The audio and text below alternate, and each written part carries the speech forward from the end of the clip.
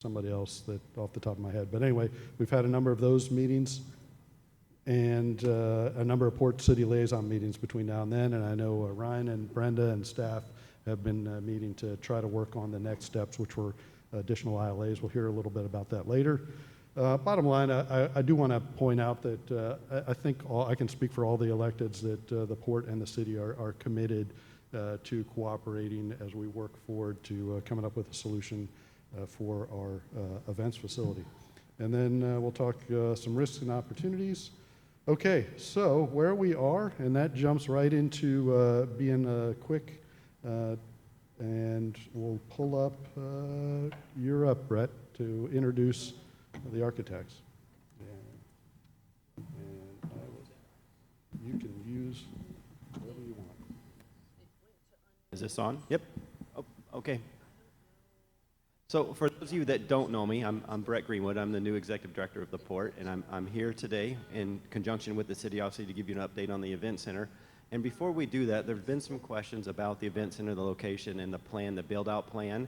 So I thought now would be an appropriate time for us to talk about the build-out plan around the event center, how we envision it, and also the funding that's going to require us to get it to that point. So Oh, that's me. Okay, this is brief. So what you're looking at here is our West Basin Master Plan. Somebody wants me to unmute, or mute, maybe they meant the wrong one.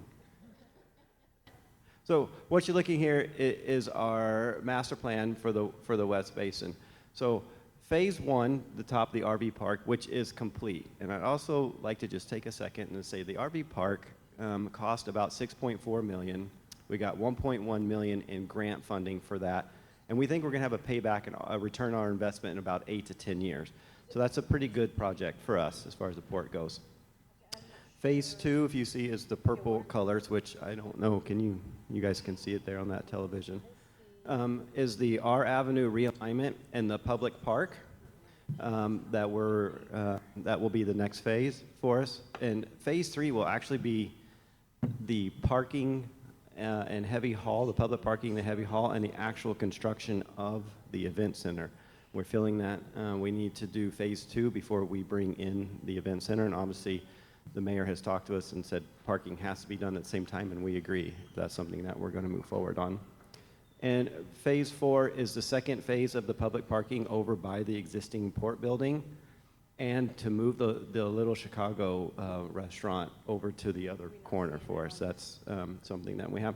And Phase 5 is the public access spot and developing Area A as well, which is another building pad. So that's our vision right now. We don't know how long it will take, but we had envisioned 5 years or so, but the parking lot and the park are going to have to be done quicker because of the event center, so we need to move that up. We had probably an 18-month timeline on that. And to kind of get the last slide there for me, Mayor. And the last slide is something that I feel that we need to address is how we're going to pay for it, what's going to cost and all that. So as you can see on there, our estimates for the R Avenue realignment are $3.4 million, the public park at $1 million, public parking at 1.2, heavy haul, and relocation of the Little Chicago restaurant. So altogether, that's just over $7.6 million that the port would need to put into this project. And we will have to figure that out. We'll probably have to go for some loans. We have some cash. It'll be a mix of both, but we just want to make sure that everyone's aware of that. And one thing that we're pointing out too is that the pad where the event center is supposed to go right now, right on the waterfront, when we build that ends our ability to collect rent there. So we put that in there just for an accounting purposes, so we know that our potential lease pad revenue can take a hit. So a big project for the city, a big project for the port, but we do have a lot of build out there that we're going to try and work on, and we're under the assumption we need to accelerate that plan. Okay, so before, can we bring up the next presentation? So the next presentation is actually the update on the event center. And I know in the paper you saw a picture of the event center that was this large building with 2 stories. That's not the actual event center, where we've been working behind the scenes to pare it down to something that we think is more appropriate. And our architect, Jeff McClure from RMC, is here somewhere, right there. And Jeff's going to come and run through a presentation of where we are with the design of the building right now and some brief cost estimates. Okay. So I don't know, they might have to change, Greg may have to change Thank you, Brett. So I know many of you probably have seen a lot of this information before. Some of you are seeing it for the first time. But I'll tell you what, oh, you're going to go, you'll operate it. Thank you very much. So the next slide shows our master plan for the west sub-area of the marina. And you can see this orange stripe right through this. This is one of the things that kind of dictated the geometry for the parking area. This is the heavy haul route that we need to, can you not hear? Can you hear me better? Is that better? Okay. Okay. Maybe I need to stand back here. Is that better? Okay, that sounds good. So yeah, that's the heavy haul route that needs to be maintained through the site, and that kind of dictated the geometry of how everything is being organized here.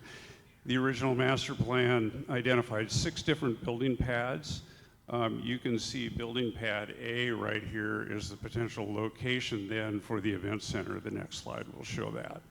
So this then was our starting point for design. We were approached by the city and by the port to help identify how big this facility needed to be and what the potential cost would be to see if it would even be feasible. We started this design work back in, I think, April or May of this year, met several times with a joint committee of the city and the port to kind of identify. In the beginning phase, what we wanted to try and accomplish was to design an event center that could host 400 people with a stage, with a dance floor, so that we could be able to host the largest events in the city. So those were the beginning parameters for where we started.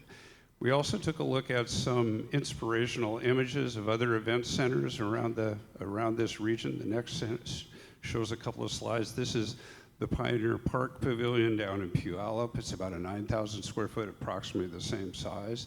And you can see this has a large shed roof, high windows, regional materials, and that kind of inspired some of the discussion as we started this design work.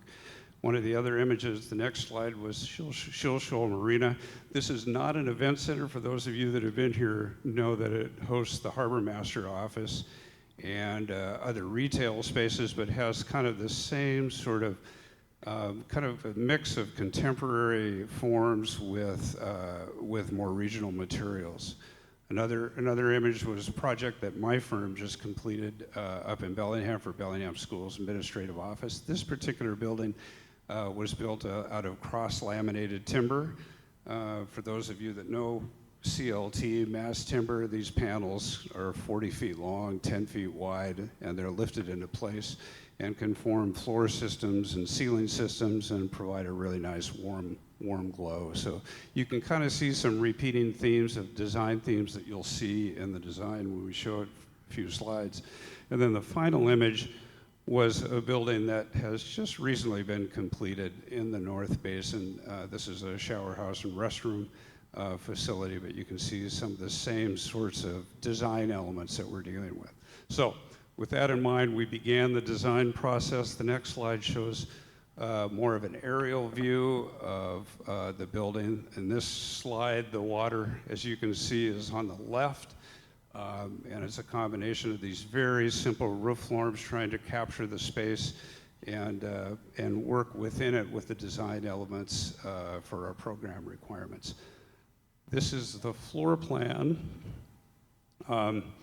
You can see here, I think it's fairly visible, I'm hoping so anyway.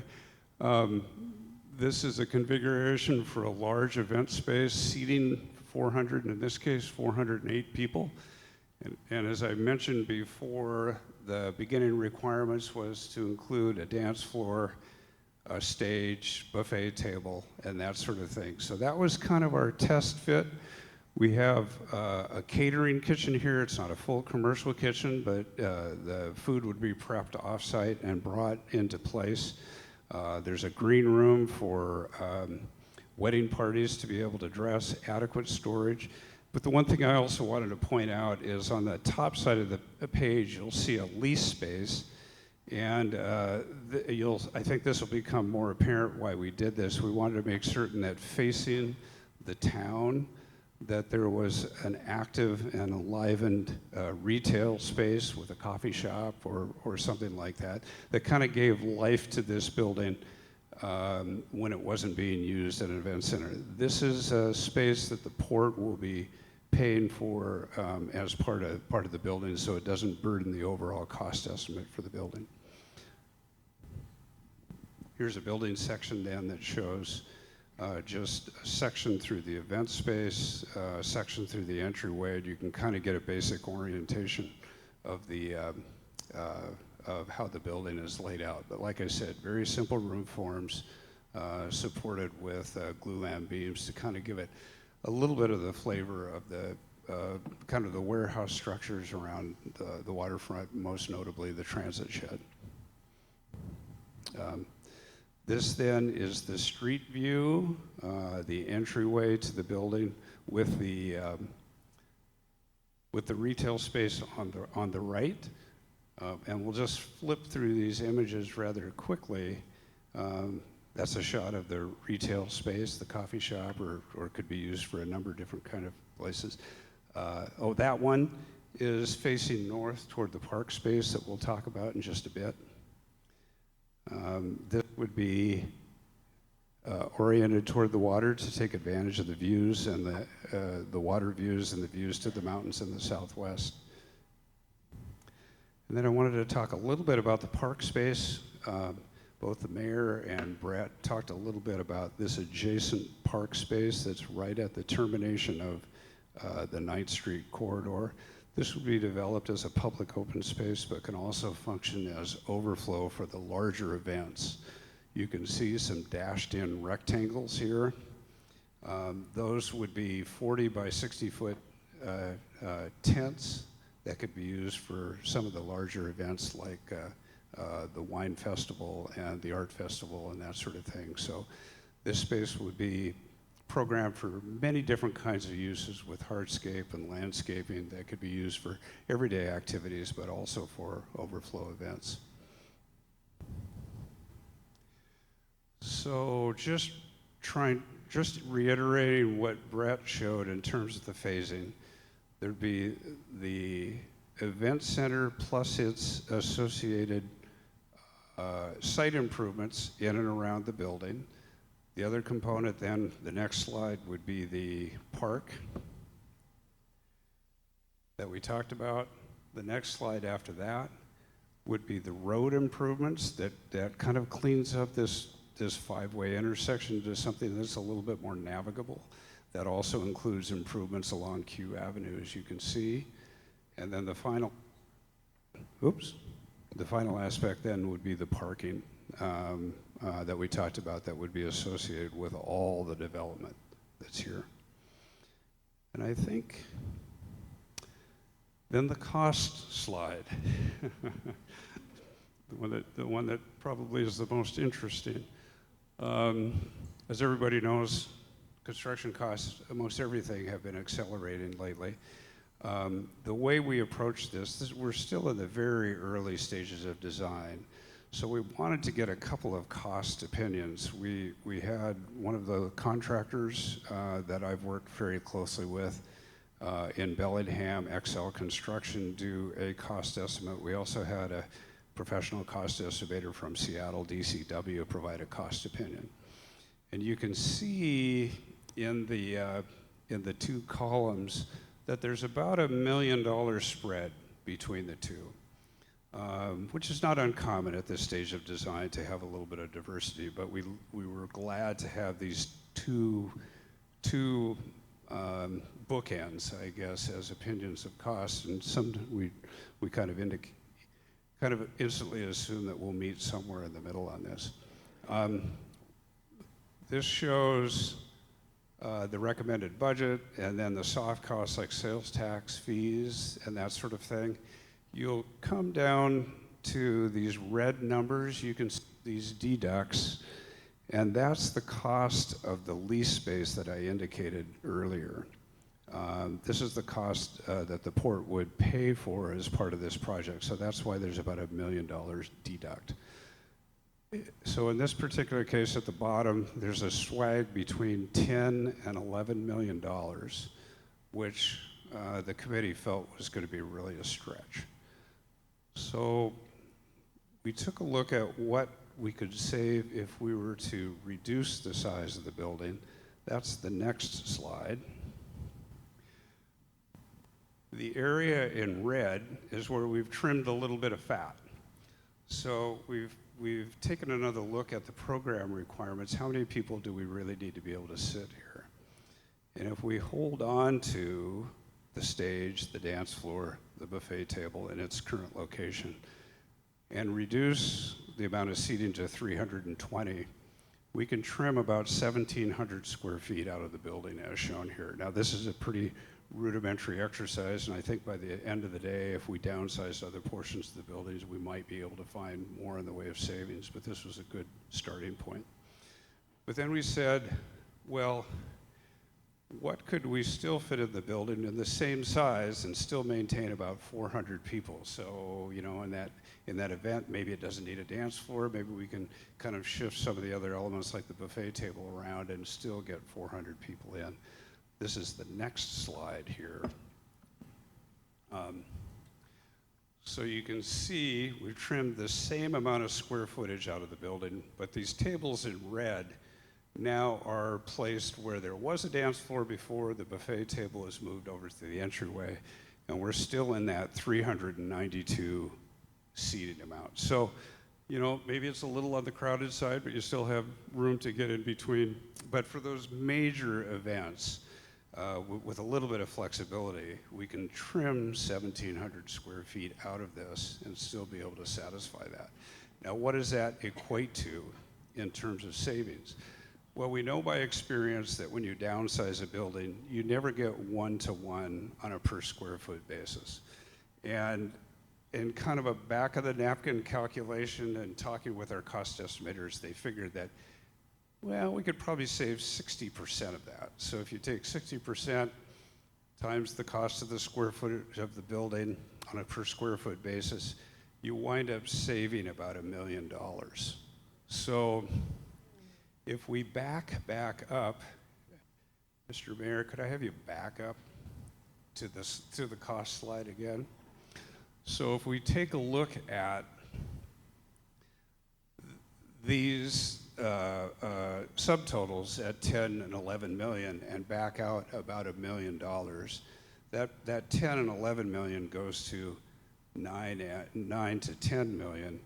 And at this stage of the game, I'm a little reluctant. Our natural tendency is to take the low one and wishful thinking, but I'm a little reluctant to do that. I think it's really, the answer is really kind of more in the middle, at least from a planning stage. We may well be able to drive that down further, but without further design and getting our sub-consultants like structural, mechanical, electrical engineers involved, that's kind of that next step.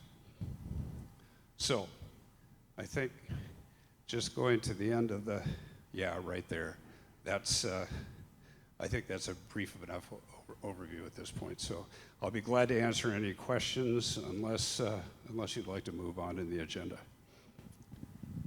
I think in the interest of time, we'll move on to the next thing, which make sure I can remember what the next thing was, because my presentation's not there anymore. All right. Well, my next slide was going to be where we are still, and so the next thing I was going to have Mr. Walters. We were going to have this meeting where we were going to maybe look at some ILA stuff, but I'll have Mr. Walters, if you're willing and ready to go, to discuss where we are on our construction and/or operations and maintenance ILAs. Mr. Walters. Thank you. For most of the last few months, we've been working on the design, as you've seen it right here. And then some cost estimation, some revenue modeling, make sure that we can afford the facility, not just on the expense side, but also on the revenue side. I think we would also seek, significant cost reduction, maybe up to 10% through further design. It's not something that we can achieve now without doing that design, but maybe through further design we can make smart choices and reduce the cost of construction further. What we have been talking about in terms of next steps are 2 interlocal agreements, one for construction and one for operations. The point there being that once you construct the facility, you never have to look at the construction interlocal again, but the operations interlocal would persist. So we thought we would bifurcate it in that way, but they very much go together. What I've handed you is just an outline of the terms that as we have currently drafted for both the construction interlocal and the operations interlocal. Neither of these are in final form, so what we've presented here are bullet points just so we can get some flavor of what we're talking about. So first of all, as we agreed at the beginning of the year, the concept here is that the city pay for construction of the event facility, but not those other components of the Port's West Basin project, not the parking lot, not the road, and not the leased space. But the city would pay for the facility, its permits, and the initial purchase of fixtures for the facility. And then the port and city would appoint representatives to a design committee to finish out the design, to get us to a place where we can go out to bid. And the interlocal would obligate us to pursue a design that's substantially similar to what we've already got here. But there are components that need to be tweaked and final form that needs to be figured out. And then the city would agree to process permits for the entirety of the Port's West Basin project on a schedule to be attached to the interlocal, because we need certainty in terms of timing for those permits. And then importantly, the parties would have the opportunity under the agreement to exit the project at various specified off-ramps. So including if the parties could not agree on the final design, and both the port and the city would have to agree. If the project cost exceeds the city's ability or willingness to pay for the project, then we could exit the project. The city will still be on the hook for the design work, but we could agree to stop the project. Or if the port cannot complete its planned parking lot and road work. So the various off-ramps would be built into the agreement. After we go out to bid, there wouldn't be an opportunity. After we enter into a construction contract, there would not be an opportunity to exit. But when we get bids back, that's how you'll really know what the cost is, and so there would be an opportunity there prior to the contract. So that's sort of the terms of the construction interlocal. The second interlocal, the operations interlocal, we would intend to execute both of these simultaneously.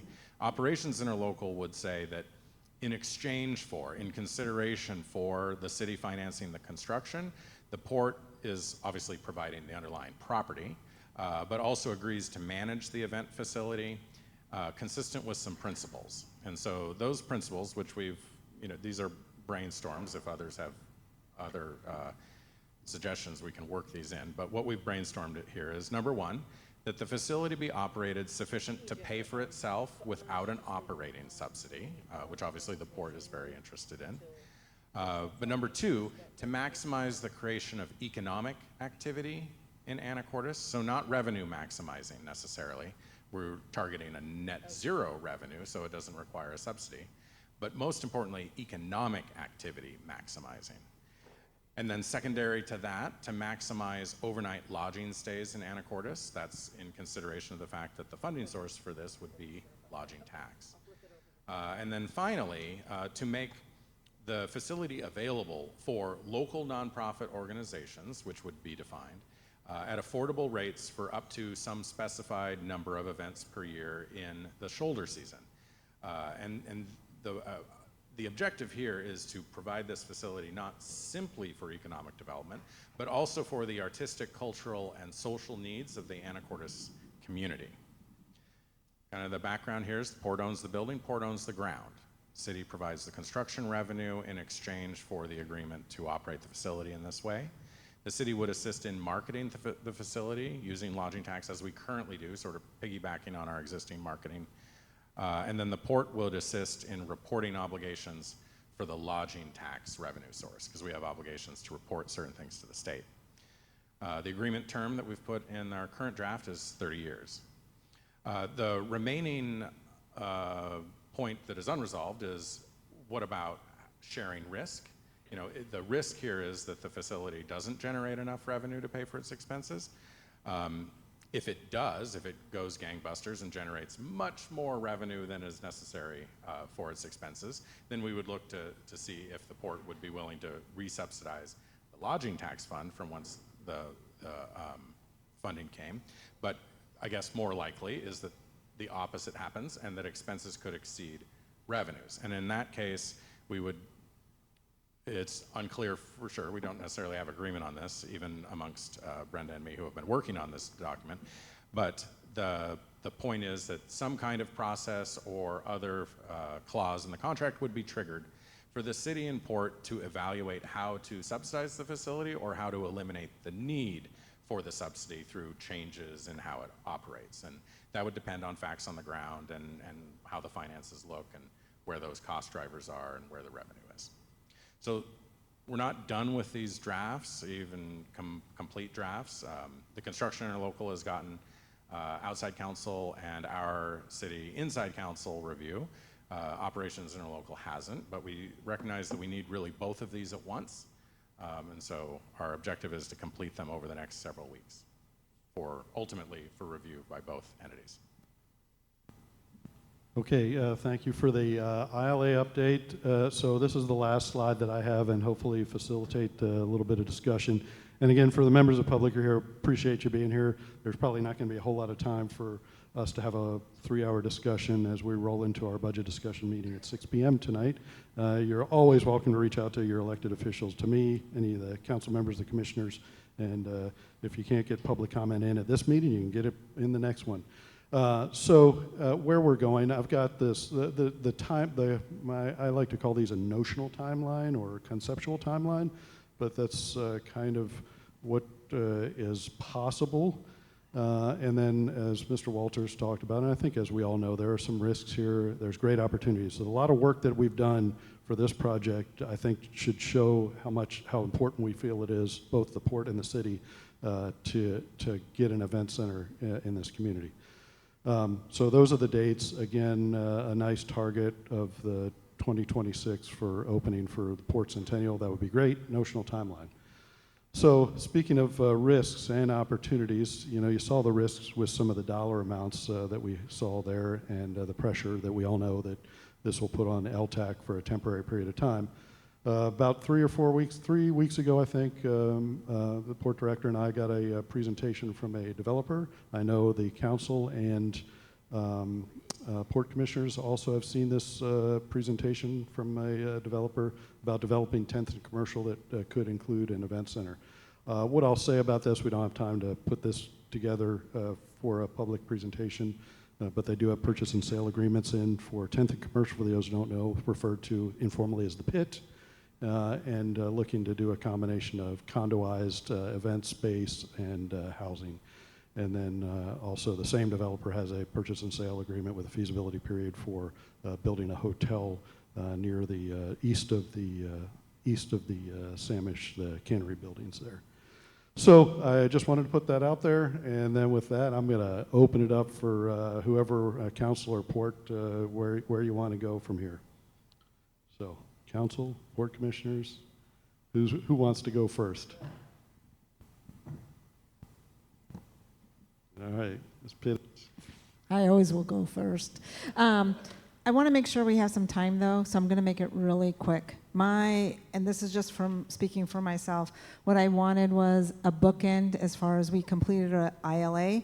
And this is the findings from that. We're done, we're completed. What the presentation from Jeff McClure was what we got out of that first ILA. Moving forward on construction and operational agreements would be critical that they go forward at the same time. However, we now have new news on a possible development proposal. I believe that we need to continue to move forward on dialogue between the port and the city. It's staff time moving forward on that as things move forward with a possible another developer. We will see how those go. I had a little bit of information today that it sounded like, I never want to speak for another developer, but it appeared that possibly in November things could be closing and permits coming forward. And if that's the case, you know, we have off-ramps to do that. So obviously other people need to speak, but I really do hope we get to the audience as well. Yeah, I appreciate that, and that's kind of how I view that. There are, it's another opportunity, and we continue to do the great work that's been done so far, and we see how the other plays out. But they're both notional timelines, and I also saw a notional timeline from the developer as well that's similar, which makes sense. All right, Mr. McDougall, you're about to, yeah, Mayor Mr. Miller? Fantini. Yeah, so very exciting stuff. I think that Mr. Walters is correct that it's essential that we get a construction interlocal, and especially for me, an operations interlocal together. Building it is one thing, but running it is a whole nother ball game, especially as both the city and port don't normally operate this type of event center.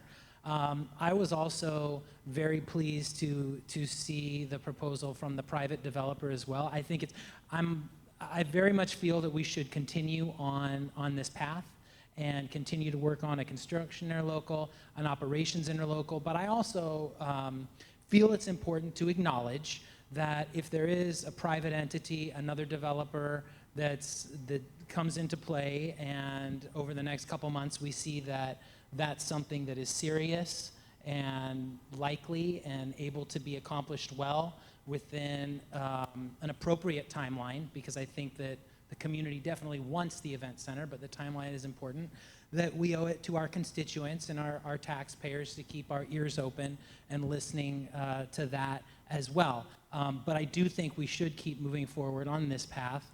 It's just as we get into tonight we're going to talk about later at our meeting bonding for the Great Fiber Project. I assume this would eventually be another bond. So I think if there's a way through a private developer to avoid that and still accomplish the great need that the city has in a good amount of time, we can, for a bad phrase, walk and chew gum at the same time. We can do ours and listen to theirs as well. So that's how I feel about it. Yeah, I think we all know that the financial risk is real. The LTAC, committee understands that risk, feels it's worth the risk, but ultimately the city is left holding the bag, for a better term, if LTAC can't cover the funding. I just want to make that clear to everybody in the public, especially that's real, because the public has been pretty clear about they don't want to raise new taxes for this, and that's right. And I'm glad that we have this for sure option that we all feel strong. I mean, working together on the first interlocal has been great with the port. So I'm glad we have this first thing that we can do. But just keeping our options open, I think, is the responsible thing to do as well. Yeah, personally, if I look at saw some of the other option kind of came up later in the game as we're going through this. If I look at it from an asset perspective for the community and as a business, and I'm overlooking the marina or I'm looking at West Marine, those are two different things. I think what's been laid out, and again, if the public seems to me, we got out of the transit center, that was a working waterfront. That decision had been made several years ago. I supported that. I support the working waterfront. I think the marina is a different animal. It's more recreational. It's tied to the downtown. There's a lot of thought that I've listened to since people putting this together that have been around the community a lot longer than I have. So I'm just sitting around the table listening to the folks and the minds that have been around the city, and I like the design. I like the asset that the marina is to the community. That's a huge asset. It's a draw. It brings 18,000 nights with a hotel down there and everything else. I think it could be adding to the downtown. So that's the way I feel about it. I don't know how popular that is, but again, I'm open to different ideas. I do know we have a few issues to work through. One of the discussions was, as we do the operating ILA, not creating annual agreements where we have to come down and disagree based on the political winds or whoever's in office at that time, you know, having some resolutions on how this thing works for the port, and hey, we intended it to work and operate this way 30 years ago, so we don't have to, you know, hash through it over and over again, would be a good idea to me in the operating agreement. The building has to pay for depreciation. I mean, we're seeing that the infrastructure is aging. We have to replace stuff like the investments on some of our buildings and other things that are out there. That depreciation, you know, just saying, hey, operating expenses plus depreciation so that building can maintain itself over the next 30, 40, 50 years or however long it's there is important. So, you know, I don't think that there's going to be funds left over that we have to worry about diving too deep into that scenario. So anyways, those are my thoughts. Oh, and the last thing was the parking. We talked about parking as, you know, the marina having, you know, this was our marina tenants had brought this up at the original ILA discussion. And so one of the things, I'm not a developer, I'm not a city planner, I don't know how this stuff works, but we wanted to tie the event center into the downtown. So the thought being that, why don't we let the parking go into the downtown on those 3 or 4 or whatever days they are, and we have sufficient parking for marina tenants to get in and out, unload, park. You know, some of that's gonna have to, there's just certain requirements with a 1,000-slip marina to have parking adequate for the marina. So hopefully we can flow into the downtown. Again, I don't know if that's a development thing or, you know, there's parks, there's buildings and businesses in that area, 2 or 3 blocks. So anyways, I don't know what the answer is there.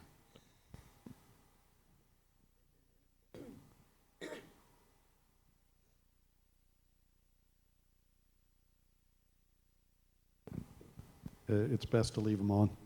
Yeah. Just a couple of quick thoughts.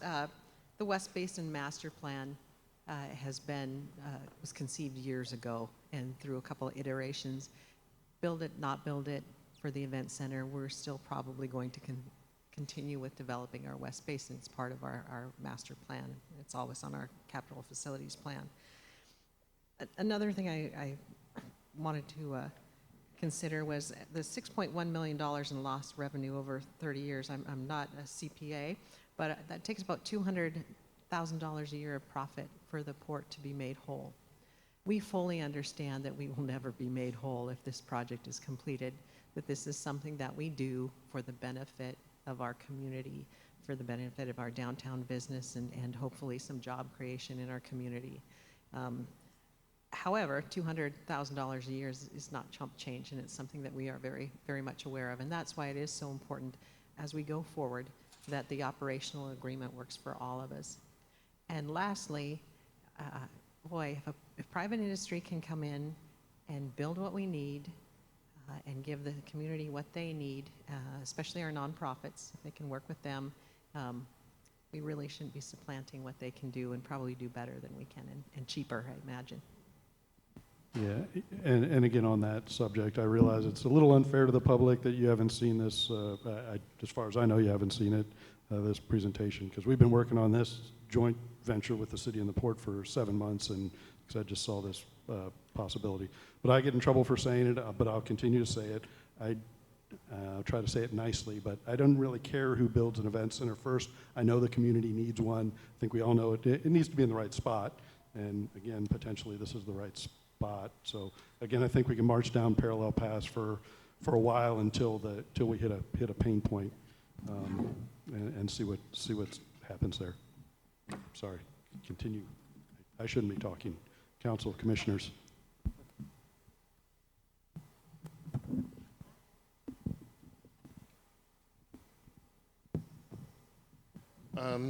You know, just to kind of add in that, you know, this has been part of my passion for quite a while, I'm sure many of you know, but it's truly something the community needs.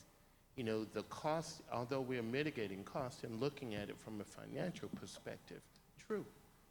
But part of that, in making the decision about what we could afford to do and what benefit it is still tied to the quality of life that we have here in Anacortes. Part of that is that it enhances our quality of life. It enhances the things that we're able to do. It really does make for a stronger community in some ways, but just the arts and the availability for the question of whether or not you're traveling off island for, that many of the things that you can begin to have here that are missing. Part of that requires this collaboration between the port and the city, and this has been a wonderful moment, really heartfelt and a great thing to do. And you know, personally, I'm thankful as a citizen, but I'm also very grateful as a council member for the work that's been put in by all of the stakeholders for the greater good of our community. One of the things, though, that I want to just put out there is that when we're looking at a facility, the caution I would have is to make sure that we're not just looking at our immediate need, but we're looking at the possibility for further down the road.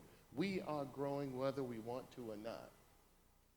You know, we've got MJB, we've got other developments that are happening and people that are in other cities, Burlington, you know, Oak Harbor, Bellingham, or even in Seattle coming up to events that we're having here in Anacortes. So I'm hoping we anticipate that. That was why one of the things that I really appreciated was the talking of the 40 by 60 foot tent, should that be an overflow that's needed. It allows the space to transform yet again and meet all of our needs. I love the idea that there are other ideas that are on the table that are worthy of being vetted. You know, but right now, I love that we're moving forward and that we will make the determination as things tend to pan out. Because right now, we're looking toward a goal, which is fabulous. But we can't anticipate everything at this point. And so that's the good news of it. And what I appreciate about it is all the work that's been coming in. And I know that there's some dissension one way or the other. There will always be. But the greater good for this town truly is in having a space that we can invite other people, other groups, and the local groups to be able to use.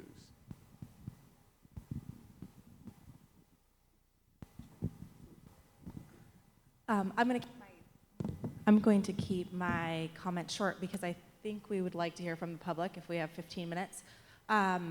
Moving just to kind of complement what everyone else has said, you know, I think it's good to go back to the transit shed and what we all loved about the transit shed. It was a gathering place. It was large. It was flexible. It was kind of rustic materials.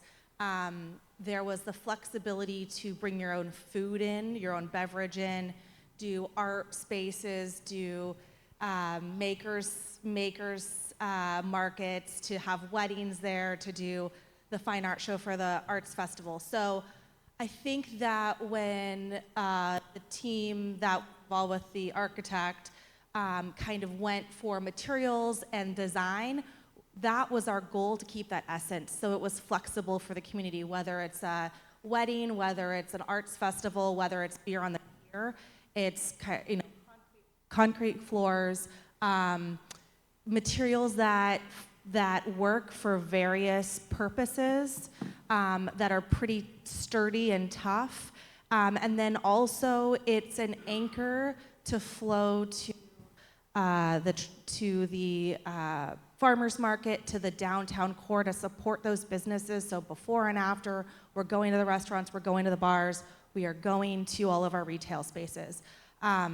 So I think that this location and this kind of partnership would be a really incredible opportunity for our community, not only for the port and the city, but also for our citizens to see us work together and to feel like they have a sense of ownership and access to this public space and this public area outside of it too. And it connects to the port, it connects to the Cap Sandy viewpoint, which Rotary has done a lot of work in the last couple of years. So I think that it's more than just a building. It's really an opportunity to bring us all together and move forward. Oh, Thank you. I think that we really did our community a service when we came together at the beginning of the year for this joint commitment to deliver an event facility for the community. The cultural, artistic, social needs of the community will in part be fulfilled by this facility and really cannot be overstated. They are one of the greatest things about this community. The connection to the waterfront for our community is really important. Not all of us own waterfront property. Not all of us own boats or have other good connections to the waterfront, but the waterfront, especially because we live on an island, is part of our birthright here. How we deliver the facility, I think, is an open question. I agree with Mr. Fantini. If there is a private developer that can pursue it, that's great. I'm really not aware of a specific ask or proposal for involvement of the city in front of us right now. If there were one, we could consider it. This one that we've identified here is not the only private proposal out there.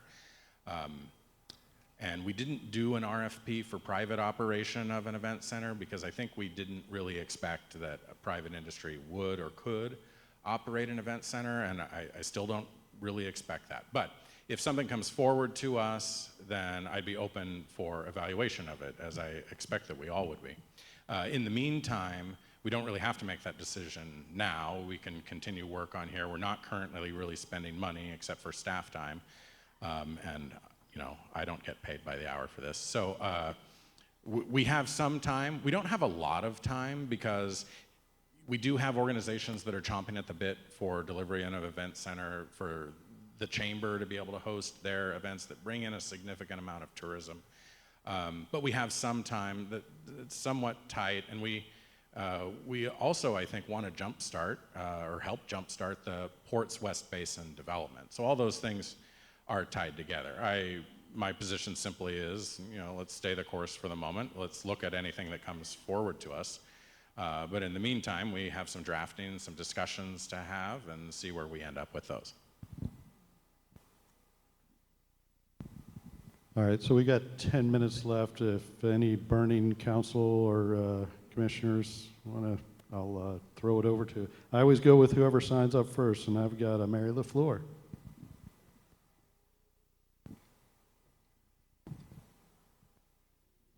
You know how that one works.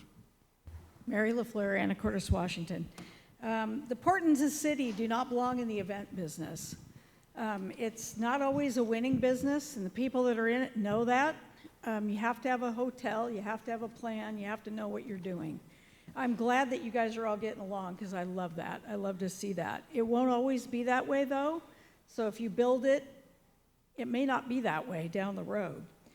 Developers understand what this is, and you need to let them do it.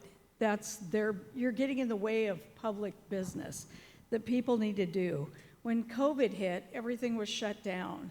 Some of these people are going to know how to deal with that. They're going to know how to get beyond that. They don't pay prevailing wage to build this building. You do. Taxpayers don't need to pay for an event center. And there's no hurry. We do have other places that we're utilizing right now. Unless you have a plan, which really, you're not in that business. Stay in your lane. We don't need our taxpayers paying for this. And the city and the port have years. We can wait a year or two. I think developers are starting to come here and see the need and see what we need and see what our festivals are and everything. When they get here, they're going to know what they have to do in this small town. You need to stay out of their way, get them permitted so they can do their business and move on. It's not in your lane. Thank you. Thank you. All right, I don't have anybody else signed up. Oh, sure, come on up. Yep.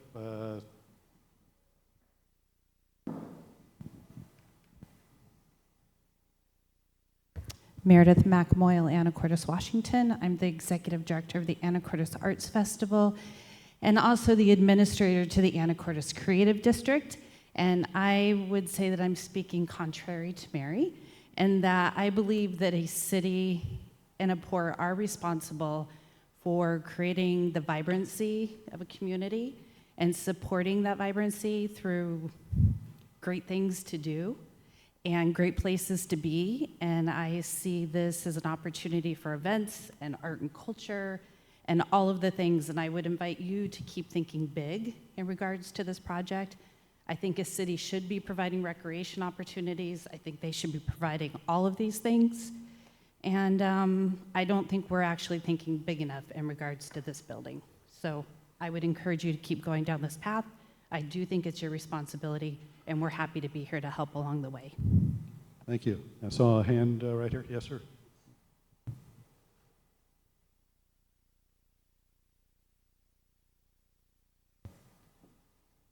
Greetings. My name is William Gartz. I'm a retired architect from Seattle, Callison. You may know them. Two comments. One is I very much support the current site. It is, as everyone else has been saying, it's on the water, it's close to downtown, it's close to the marina, it has all the amenities of a park. So looking at the 10th and commercial site is not, in my opinion, a very attractive venue. So what my question is to the council is there any way to, I also understand the risk that the city is reluctant to take on with the taxes and everything else.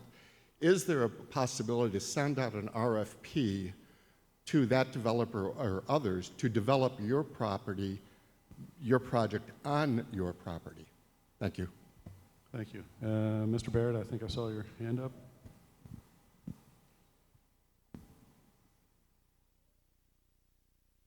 Sorry, we are going to wrap this up in about 3 minutes, but you can always reach out to your elected representatives. That's what we're here for.